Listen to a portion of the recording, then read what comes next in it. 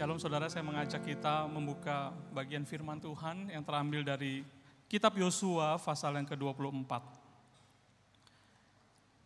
Yosua pasal yang ke-24, dari satu pasal ini saya akan bacakan dua bagian. Yang pertama dari ayat 13 sampai ayat yang ke-15.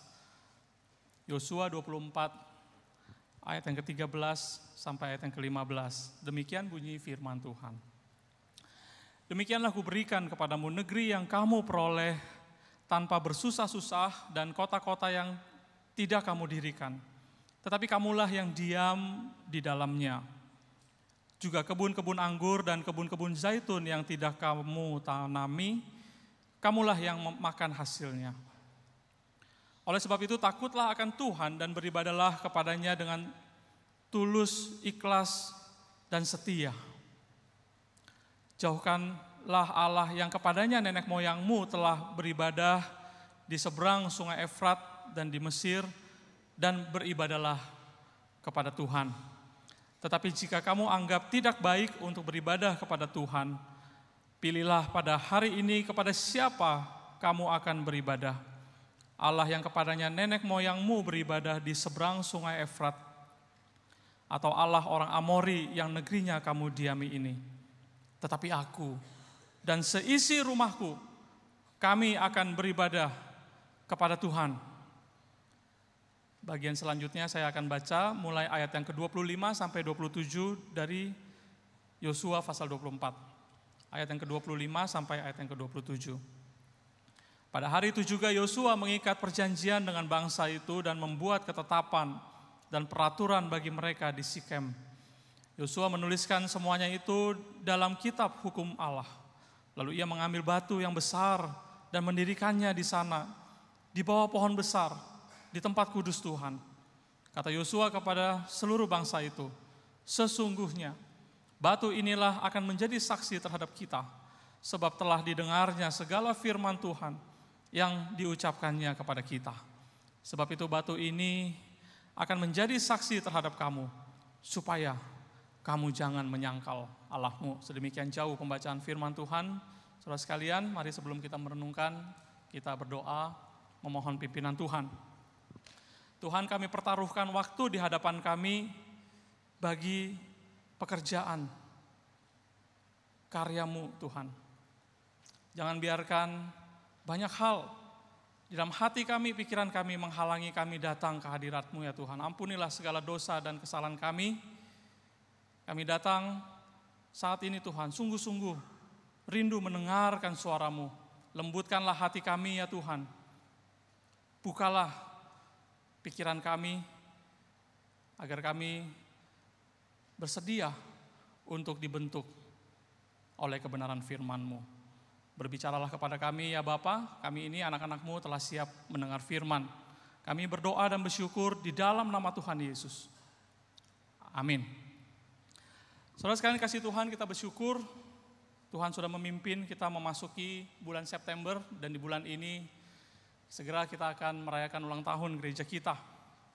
Hari ini saudara, kita akan memikirkan kaitan antara keluarga dengan pertumbuhan iman rohani dan juga pelayanan. Saudara, saya buka dengan sebuah kisah. Ada anak Tuhan yang sungguh-sungguh taat kepada Tuhan, yang hidupnya sukses secara duniawi, dan keluarganya baik, dia juga sukses secara rohani, saudara. Seorang bernama John Templeton. Kalau di dunia saham, investasi, saudara, sebelum Warren Buffett terkenal, sebetulnya kalau saudara paham di dunia ini, sebelumnya orang yang terkenal itu namanya John Templeton. Dia seorang sukses menjadi seorang bilioner karena kepiawaiannya di dalam dunia investasi. Dia bukan trader ya saudara, bukan spekulan jual beli saham, apalagi yang judi seperti itu. Tapi dia sungguh-sungguh mengerti di dalam dunia investasi. Dia mengerti value perusahaan dan seterusnya, dia pelajari, dan akhirnya dia sukses, saudara.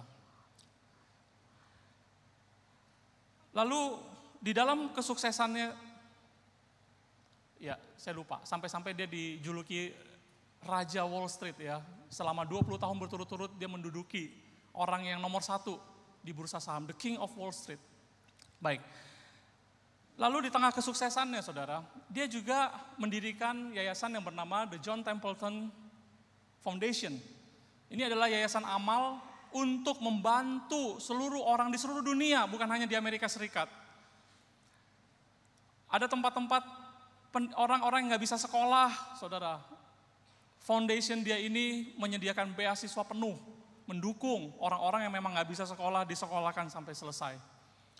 Lalu di rumah sakit banyak orang-orang yang nggak bisa dioperasi karena kebutuhan biaya, saudara. Foundation dia ini juga mendukung riset medical dan juga orang-orang yang nggak bisa operasi karena alasan biaya, saudara, dia dukung. Sehingga menolong nyawa banyak orang. Saudara, luar biasa. Dia adalah seorang filantropi yang mungkin sebelum Bill Gates itu dia yang terbesar di dunia. Khususnya pada era Perang Dingin, saudara, antara Amerika Serikat dan Uni Soviet, di mana orang-orang muda di Amerika Serikat itu banyak yang menjadi ateis atau agnostik. Saya tidak tahu Allah itu ada apa enggak, atau saya tidak percaya Allah itu ada. Maka yayasan dia juga, saudara, mendukung pencetakan Alkitab dan dibagi-bagikan di kampus-kampus, dan dia mendukung komunitas-komunitas, persekutuan-persekutuan kampus untuk mengadakan Bible study dengan tujuan generasi muda Amerika Serikat itu tertolong dari bahaya agnostik dan ateisme. Dia kucurkan banyak dana untuk mendukung pelayanan seperti ini. Nah, di tengah-tengah segala kesibukan, pertanyaannya bagaimana dengan keluarga dan kerohanian dia? Saudara, dia dibesarkan dari tradisi orang Kristen Presbyterian. Papanya adalah seorang pekerja keras. Mamanya juga seorang yang pekerja keras, tetapi Sabtu Minggu papa dan mamanya ini pelayanan di gereja, saudara. Jadi dia lihat dari tengah-tengah keluarga teladan dari orang tua, di mana hari-hari biasa ulet pekerja keras, tetapi di hari Sabtu, di hari Minggu mereka fokus bantu pelayanan di gereja. Sehingga dia mendapat contoh teladan yang baik. Papanya setia. Dan pernikahan dia juga bagus, saudara. Sebagai orang kaya, kita lihat kalau di Amerika Serikat, orang kalau kaya itu biasanya paling tidak bercerai. Dia memang menikah 2 kali, saudara. Tetapi bukan karena perceraian. Pernikahan pertama, istrinya meninggal dunia karena kecelakaan motor. Istrinya yang kedua meninggal karena sakit. Setelah itu dia tidak menikah lagi. Dia setia keluarga. Nah, sebagai seorang anak Tuhan, walaupun dia sibuk loh saudara, dia punya bisnis, usaha, dia punya foundation, mendukung orang-orang, tetapi dia juga seorang majelis saudara di gereja Presbyterian. Selama lebih dari 20 tahun dia menjadi penatua dan majelis di gereja. Dia ikut pelayanan di gereja. Luar biasa, dia bahkan menulis buku saudara, dia mendukung pelayanan-pelayanan kerohanian di STT, dan juga bahkan kalau saudara tahu pelayanan dari Mother Teresa untuk melayani orang-orang miskin di Kalkuta, dia adalah orang di belakang yang selalu mensupport dan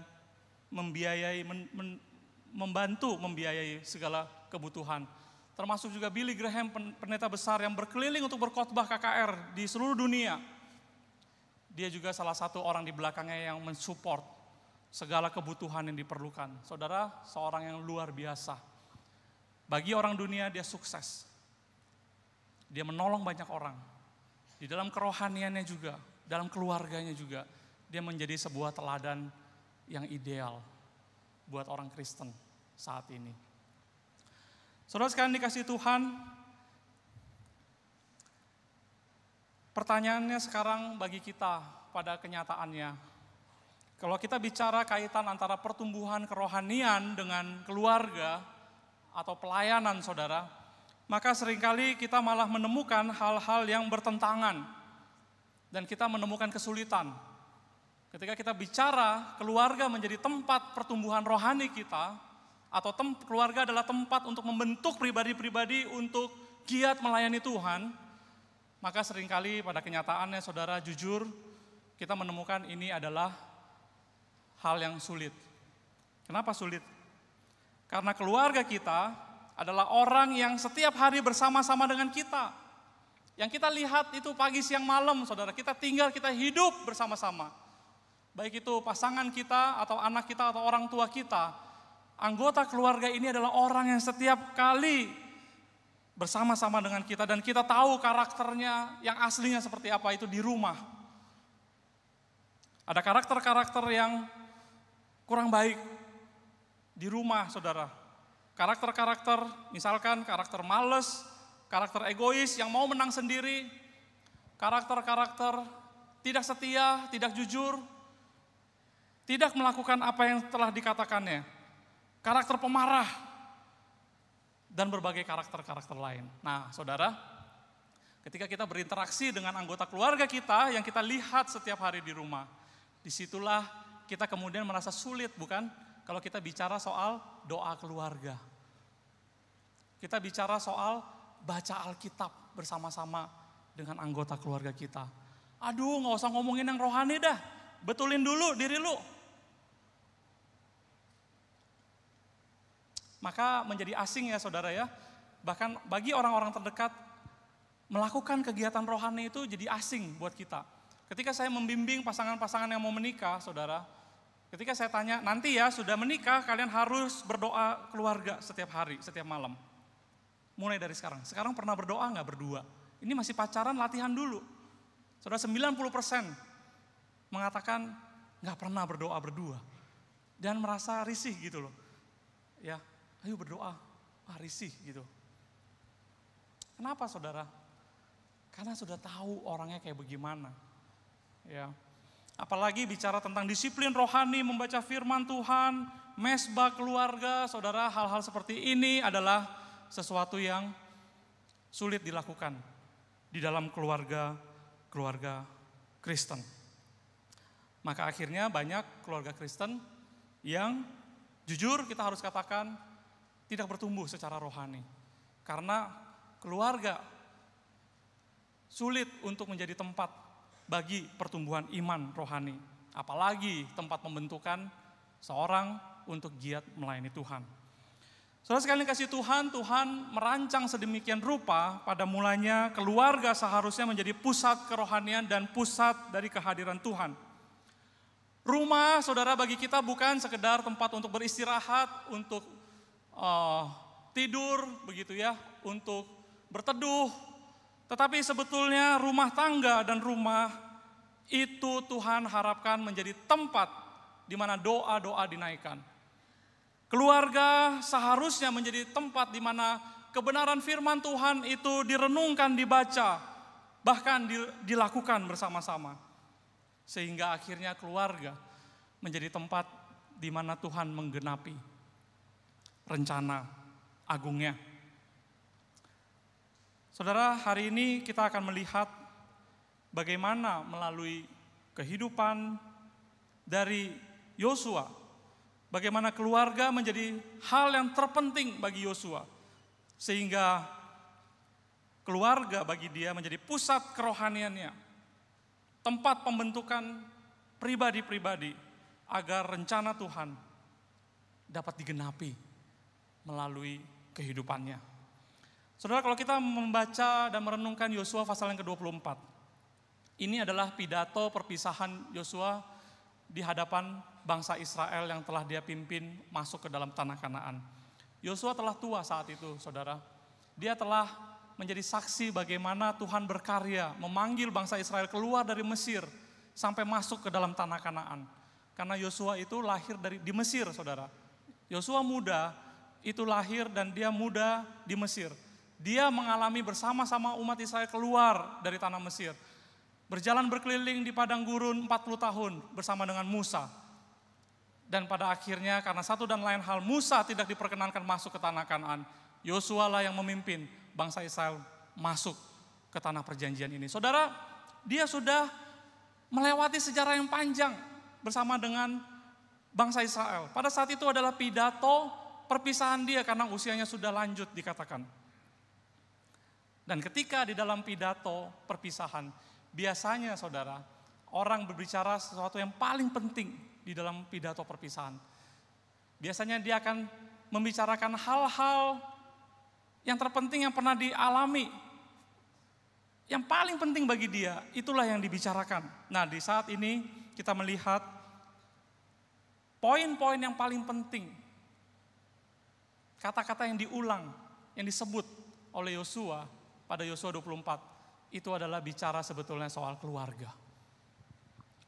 Kalau saudara baca dari ayat pertama Yosua 24, kita nggak ada waktu untuk membaca itu. Dia mulai mempoin dari panggilan Tuhan kepada satu keluarga, yaitu Abraham. Satu keluarga Abraham untuk taat dan mengikuti Tuhan, beribadah kepada Tuhan. Maka pada Yosua 24 ayat yang ke-14, saudara, di sini dikatakan, oleh sebab itu takutlah akan Tuhan dan beribadahlah kepadanya dengan tulus, ikhlas, dan setia. Dan kita menemukan bahwa keluarga seperti apa yang dapat menjadikan tempat untuk pertumbuhan iman rohani dan untuk membina pribadi-pribadi untuk giat melayani Tuhan. Kita menemukan poin yang pertama bagi Yosua yang menjadi signifikan bagi keluarga adalah keluarga yang takut akan Tuhan. Dia melihat bagaimana Abraham dipanggil Tuhan. Abraham takut akan Tuhan, Abraham taat. Dan Abraham membawa seluruh keluarganya untuk menyembah beribadah kepada Tuhan. Dan hal ini diikuti oleh keturunan-keturunan Abraham selanjutnya. Mulai dari satu keluarga, saudara, kepada keluarga yang besar. Maka kalau di dalam perjanjian lama, kita sering kali menjumpai istilah Allah Abraham, Allah Ishak, dan Allah Yakub. Itu artinya apa? Ini adalah keluarga-keluarga yang takut akan Tuhan, yang beribadah kepada Tuhan. Sehingga saudara, Yosua melihat keluar dari satu keluarga, keluar ke keluarga-keluarga, dan menjadi satu bangsa, keluarga besar. Mereka boleh beribadah kepada Tuhan. Itulah poinnya kenapa Tuhan mengeluarkan bangsa Israel dari Mesir, agar satu keluarga besar ini dapat beribadah, dapat melayani, dapat menyembah kepada Tuhan yang benar. Bahkan di ayat yang ke-14 yang begitu terkenal sekali, di ayat ini juga muncul kalimat, pilihlah hari ini kepada siapa engkau beribadah. Dan Yosua berkata, tetapi aku dan seisi rumahku, saudara, seisi rumah, seluruh anggota keluarganya, kami akan beribadah, kami akan melayani Tuhan. Dalam bahasa Inggrisnya, we will serve the Lord. Kami melayani Tuhan. Dalam bahasa Indonesia ibadah, dalam bahasa Inggris melayani. Kami akan menyembah Tuhan, beribadah kepada Tuhan. Kami akan melayani Tuhan. Saudara, keluarga yang takut akan Tuhan itu menjadi hal yang penting. Takut akan Tuhan itu berarti sebuah sikap hati yang tunduk, yang taat, yang hormat, yang memuliakan Tuhan, yang menjadikan Tuhan sebagai pimpinan tertinggi dalam rumah tangga. Itu adalah keluarga yang takut akan Tuhan. Dia berkata kepada bangsa Israel, oleh sebab itu takutlah akan Tuhan dan beribadahlah kepadanya dengan tulus, ikhlas, dan setia. Yosua mulai dengan sebuah sikap hati takut akan Tuhan. Kalau keluarga mau menjadi keluarga tempat pertumbuhan iman rohani, maka harus dimulai dari sebuah sikap hati yang takut akan Tuhan. Saudara sekalian yang dikasihi Tuhan, firman Tuhan dalam Amsal pasal pertama ayat yang ke-7 berkata, takut akan Tuhan adalah permulaan dari segala hikmat dan pengetahuan. Tidak mungkin rumah tangga atau keluarga kita menjadi tempat bertumbuh rohani kalau tidak dimulai dari sebuah sikap hati yang tunduk, yang takut akan Tuhan, yang taat kepada Tuhan. Maka kemudian pertanyaannya sekarang bagi saudara dan saya adalah, apakah keluarga saudara dan keluarga saya adalah keluarga yang takut akan Tuhan? Saudara, siang hari ini, jika benar keluarga kita adalah keluarga yang takut akan Tuhan, pasti saudara dan saya dan semua anggota keluarga kita akan datang beribadah menyembah kepada Tuhan yang hidup. Kalau keluarga kita adalah keluarga yang takut akan Tuhan, saudara, pasti ada kebenaran firman Tuhan yang dibaca, yang direnungkan, yang didiskusikan, yang dilakukan mulai dari keluarga kita, di rumah kita. Sehingga Tuhan benar-benar hadir di dalam rumah tangga kita. Sehingga keluarga kita menjadi keluarga yang mengandalkan Tuhan. Dan Kristus sebagai kepala keluarga yang memimpin jalannya kehidupan keluarga kita. Saudara, Alkitab Perjanjian Lama dimulai dari kisah manusia jatuh dalam dosa, dimulai dari ketidaktaatan satu keluarga, maka seluruh umat manusia menjadi berdosa dan binasa. Tapi Alkitab kita Perjanjian Baru juga dimulai dari cerita ketaatan satu keluarga, saudara. Di mana ketika Yusuf disampaikan malaikat kabar baik untuk melakukan sebuah perbuatan yang luar biasa, yaitu untuk mengambil Maria tunangannya, menjadi istrinya, dan jangan bersetubuh dengan dia, karena dia akan mengandung dan itu adalah dari Roh Kudus. Saudara, Yusuf bergumul dengan keras, tetapi karena dia takut akan Tuhan, dia taat untuk melakukan perintah dan kehendak Tuhan. Maria yang masih muda, saudara, ketika malaikat datang kepadanya dan dikatakan, kamu berbahagia, kamu akan mengandung dari Roh Kudus. Maria tidak menolak, tetapi Maria berkata, sesungguhnya aku ini adalah hamba-Mu, jadilah kepadaku sesuai dengan kehendak-Mu. Maria taat kepada Tuhan, dia takut akan Tuhan. Maka Yesus Kristus yang menjadi anak, dia taat kepada panggilan dan pimpinan Tuhan, saudara. Dia taat menjalankan jalan keselamatan itu sampai dia harus naik ke atas kayu salib. Bukan kehendakku yang terjadi, melainkan kehendak-Mu. Saudara, mulai dari ketaatan satu keluarga, keselamatan dan berkat bagi bangsa-bangsa, bagi umat manusia. Oleh sebab itu, jadilah keluarga yang takut akan Tuhan. Hadirkan Tuhan dalam rumah tangga kita, saudara, karena di sanalah kita akan disebut berbahagia. Karena berkat-berkat Tuhan, damai sejahteranya akan Tuhan anugerahkan bagi kita. Mazmur 128 berkata, berbahagialah orang yang takut akan Tuhan. Dan semua berkat-berkat jasmani rohani di situ disampaikan. Karena kita akan memakan hasil dari jerih payah kita. Karena kita akan lanjut usia, kita bisa melihat anak-anak dari anak-anak kita.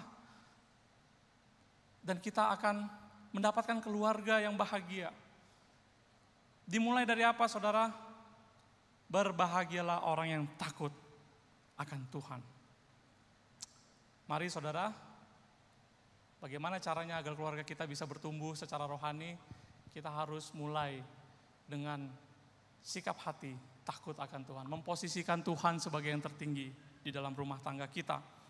Yang kedua, bagi Yosua, keluarga adalah tempat di mana kita menyaksikan kebesaran Tuhan. Keluarga yang bersyukur kepada Tuhan. Saudara, biasanya dalam sebuah kesempatan pidato terakhir, kita akan mempertanggungjawabkan semua apa yang sudah kita kerjakan. Dalam hal ini seorang pemimpin akan bicara soal prestasi-prestasi dia yang telah dia capai, susah payah yang telah dia capai kepada umat yang dipimpinnya. Bisa saja saudara Yosua ingat akan beberapa hal yang luar biasa yang pernah dilakukan. Misalkan ketika dia memimpin bangsa Israel berperang melawan orang Amalek. Musa di atas gunung mengangkat tongkat. Dikatakan ketika tongkat itu terangkat, maka kuatlah umat Israel. Ketika Musa lelah, tongkat itu ke bawah begini, saudara. Maka orang Israel di medan pertempuran menjadi lemah. Maka Musa dibantu oleh Harun dan Hur di kiri dan kanan. Sehingga hari itu Yosua memimpin umat Israel mengalahkan orang-orang Amalek. Bisa saja Yosua cerita tentang pengalaman seperti ini, saudara. Tapi Yosua tidak ceritakan itu, bukan?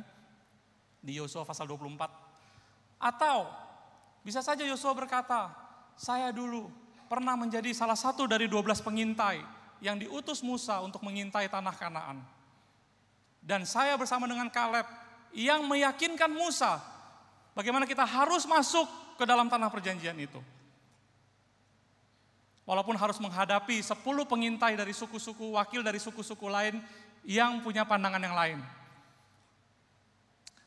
Tapi prestasi ini juga gak pernah diungkapkan. Atau saudara, kisah yang paling luar biasa bukan? Yosua bisa saja menceritakan prestasi dia, susah payah dia untuk membawa bangsa Israel menyeberang sungai Yordan dan merobohkan tembok Yeriko dalam waktu kurun 7 hari. So, itu peristiwa besar. Tetapi juga Yosua tidak menceritakan prestasi-prestasi yang pernah dia lakukan. Dia tidak mencuri kemuliaan Tuhan sedikit pun, saudara. Tapi yang disampaikan kepada umatnya dalam pidato perpisahannya adalah firman Tuhan. Ayat yang ke-13 dikatakan, ini firman Tuhan, demikianlah kuberikan kepadamu negeri yang kamu peroleh tanpa bersusah-susah dan kota-kota yang tidak kamu dirikan. Dan seterusnya. Yosua pengen bilang kepada umat Israel, hari ini kita ada di tanah perjanjian. Kita mendiami sebuah tanah yang diberikan Tuhan. Saudara, ini inti dari seluruh kitab Yosua, saudara. Apa inti dari kitab Yosua?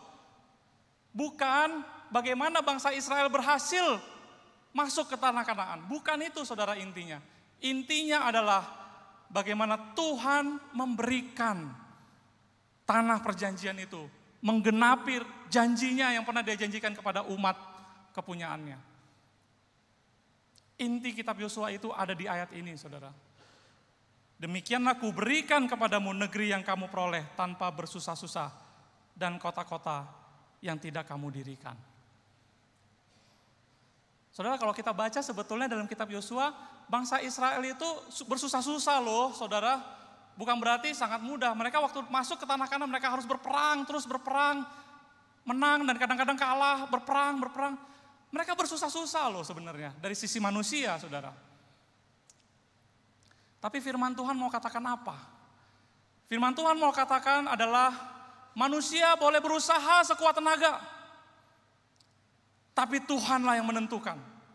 Kalau kita berhasil mencapai sesuatu, itu adalah anugerah Tuhan.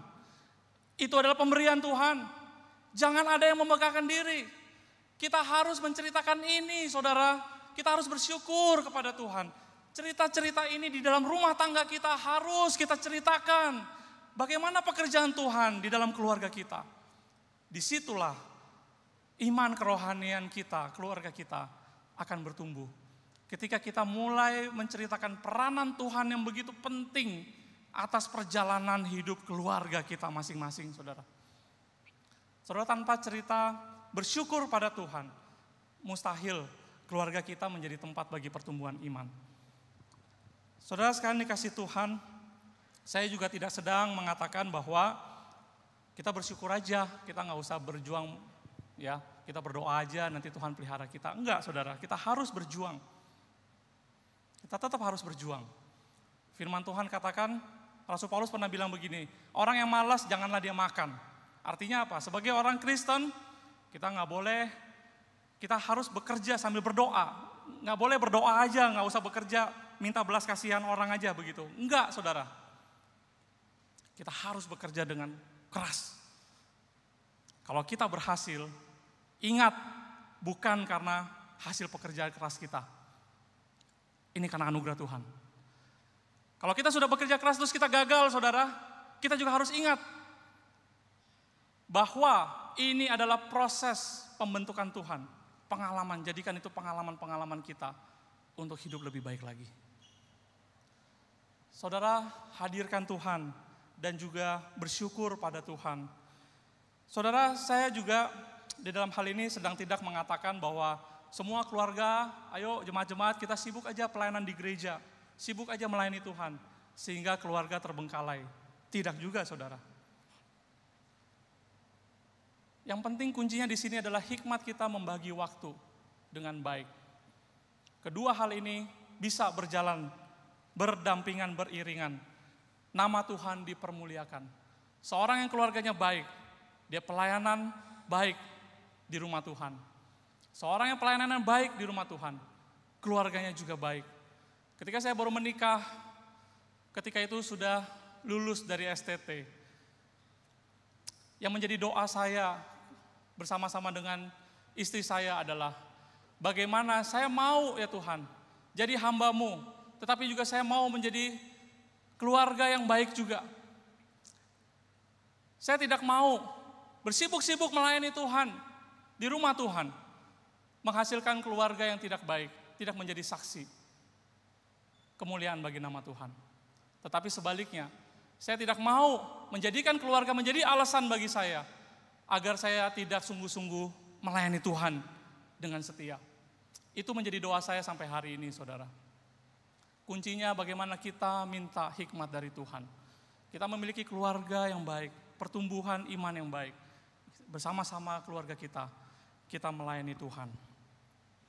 Yang ketiga, yang terakhir, bagaimana keluarga yang bisa menjadi tempat pertumbuhan iman. Yosua melihat, pada saat itu dia bertanya kepada bangsa Israel, kalian sudah menjadi saksi bukan? Mulai dari satu keluarga, kepada keluarga-keluarga yang menyembah kepada Allah yang hidup. Pada hari ini pilihlah, kepada siapa engkau akan beribadah? Apakah kepada Allah orang Mesir? Apakah kepada Allah di padang gurun, bangsa-bangsa di padang gurun? Atau Allah yang ada di tanah Kanaan ini? Tetapi aku dan seisi rumahku, keluargaku, kami akan beribadah kepada Tuhan. Saudara, firman Tuhan mencatat seluruh umat Israel pada saat itu sepakat dan dengan suara nyaring berseru, iya, kami akan beribadah kepada Allah Yahweh. Itu jawaban dari jemaat, saudara, dari umat. Setelah itu, Yosua melakukan apa? Dia mengikat perjanjian. Jawaban dari bangsa Israel ini dia ikat di hadapan Tuhan. Sehingga dia membangun sebuah tugu yang terbuat dari batu yang besar, di bawah pohon yang besar, ada sebuah tugu. Itu tugu perjanjian, covenant, antara umat Israel dengan Tuhan. Dan tugu ini menjadi peringatan bagi mereka, bahwa mereka pernah membuat janji, komitmen di hadapan Tuhan. Saudara, keluarga bisa menjadi tempat kita bertumbuh secara iman. Kalau di tengah-tengah keluarga kita buat perjanjian dengan Tuhan. Dia ikat perjanjian dengan Tuhan. Allah kita adalah Allah yang mengikat perjanjian dengan manusia. Maka kita kenal seperti tadi saya katakan, Alkitab kita ada perjanjian lama, perjanjian baru. Apa gunanya perjanjian, saudara?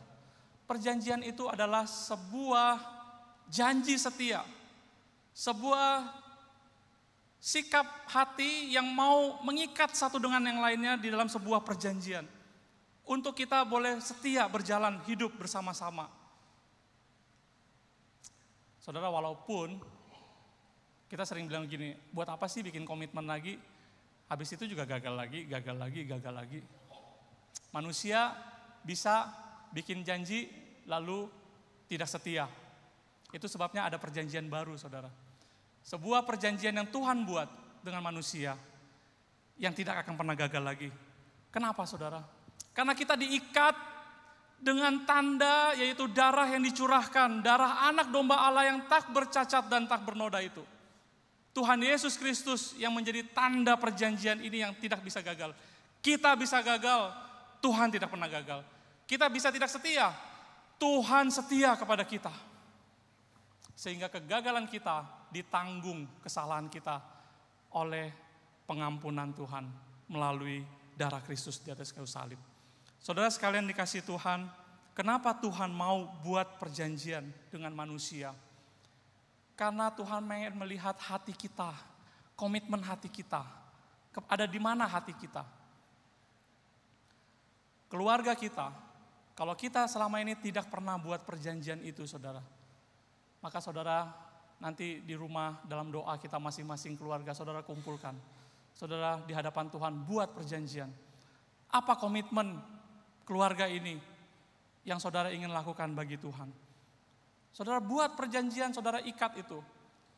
Sehingga apa saudara? Sehingga saudara bisa mengalami Tuhan dengan lebih sungguh ketika saudara menjalani hidup ini. Saudara setia kepada perjanjian itu.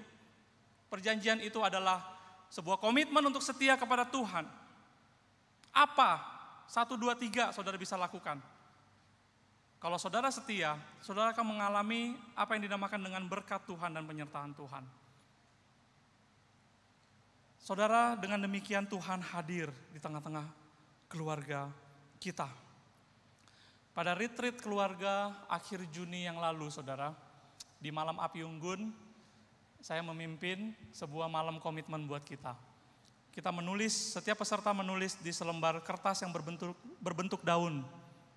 Yaitu 2 hal. 1 adalah keburukan-keburukan kita yang mau kita tinggalkan. Kita janji di hadapan Tuhan, kita mau tinggalkan. Kita tulis dan keburukan-keburukan ini kita masukkan ke dalam api unggun untuk dibakar. Tanda kita mau melepaskan ini. Lalu ada 1 lagi, kita tulis komitmen kita yang baik.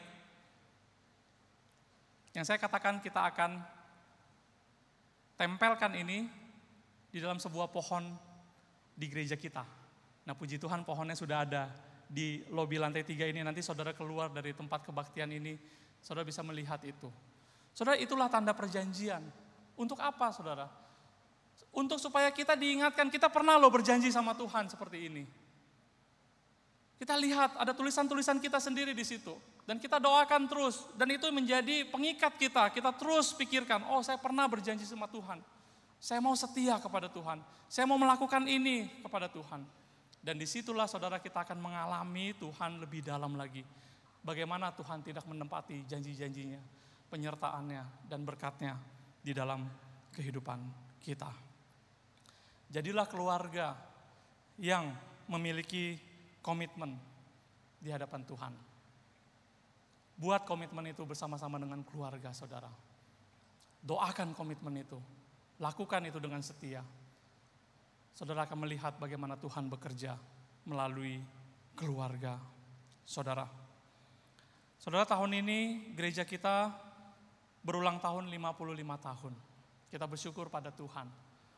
Gereja kita berjalan mulai dari 1 keluarga. Dan hari ini menjadi sebuah keluarga besar, bukan? Gereja kita mulai dari 1 gereja. Dan hari ini kita melihat telah berkembang menjadi banyak gereja-gereja. Gereja kita Tuhan pakai mulai dari 1 tempat di Latu Menten waktu itu, di Angke. Dan Tuhan pakai menjadi tempat pekabaran Injil, menjangkau jiwa-jiwa ke banyak tempat. Bukan hanya di kota Jakarta, ke berbagai kota di Indonesia, bahkan sampai pelosok-pelosok di Kalimantan Barat. Tuhan, saudara melihat bagaimana Tuhan berkarya melalui gereja kita. Dan gereja kita ini adalah sebuah keluarga besar kita, bukan? Marilah kita terus bertumbuh di dalam kerohanian kita. Baik di dalam keluarga kita masing-masing di rumah, maupun keluarga rohani kita di gereja ini. Marilah saudara kita semakin giat melayani Tuhan. Menjangkau jiwa-jiwa lebih banyak. Sehingga kita bisa melihat kemuliaan Tuhan. Sehingga melalui keluarga kita, keluarga rohani kita, nama Tuhan dipermuliakan. Kita taat kepada panggilannya untuk menjangkau lebih banyak jiwa Tuhan pakai bagi kemuliaannya. Amin. Mari kita berdoa. Tuhan, terima kasih untuk kebenaran firman-Mu. Kami bersyukur bagaimana Tuhan bekerja melalui gereja-Mu di tempat ini. Kami mau ya Tuhan, sesuai dengan firman-Mu, agar setiap kami, keluarga-keluarga yang ada, merupakan keluarga di tempat kami boleh bertumbuh secara rohani, maupun juga keluarga di mana kami dibentuk untuk boleh giat, setia, mengabdi, melayani-Mu seumur hidup kami ya Tuhan. Materaikanlah kebenaran firman-Mu, berkatilah setiap kami ya Tuhan, di tengah-tengah berbagai pergumulan, kondisi situasi yang kami hadapi pada saat ini. Tuhan, kami rindu Tuhan hadir di tengah-tengah keluarga kami untuk memberikan kekuatan, untuk memberikan arahan, bimbingan, penyertaan. Sehingga Tuhan, di tengah-tengah situasi baik ataupun buruk, kami boleh melewati semuanya itu dengan pertolongan daripada-Mu saja. Dan damai sejahtera, bahagia kami boleh alami di dalam Engkau. Terima kasih Tuhan untuk firman-Mu yang indah. Kami berdoa dan bersyukur di dalam nama Tuhan Yesus. Amin. Tuhan memberkati.